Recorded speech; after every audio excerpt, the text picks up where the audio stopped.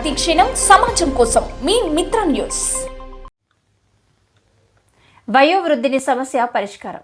తన ఇద్దరు కుమారులు తన బాగోగులు పట్టించుకోవడం లేదని ప్రజావాణి ద్వారా దరఖాస్తు చేసుకున్న వయోవృద్ధుడు సాయన్న సమస్యకు అధికారులు స్పందించి న్యాయం చేశారు.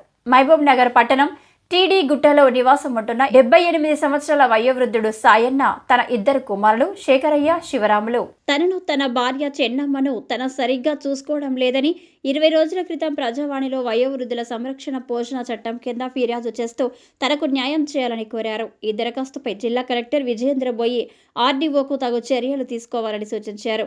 వృద్ధుని ఫిర్యాదుపై స్పందించిన మహబూబ్ నగర్ ఆర్డీఓ నవీన్ వృద్ధుని ఇద్దరు కుమారులకు వృద్ధుల సంరక్షణ పోషణ చట్టం క్రింద ఈ నెల 5న నోటీస్ జారీ చేస్తూ ఈ నెల 28న ఆర్డీఓ ట్రిబ్యునల్ ఆర్డీఓ కార్యాలయంకు హాజరు కావాలని ఆ నోటీసులో పేర్కొన్నారు. నోటీసు అందుకున్న ఇద్దరు కుమారులు తన తండ్రి సాయన్న బాగోగులు చూసుకుంటామని రాజీకొచ్చారు.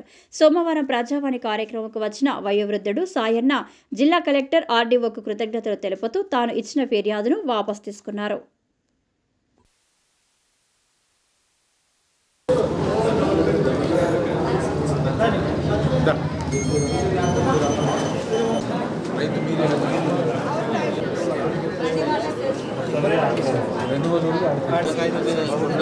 ఇప్పుడే రాలే వస్తుంది 2 నెలలు కొత్త చట్టంలో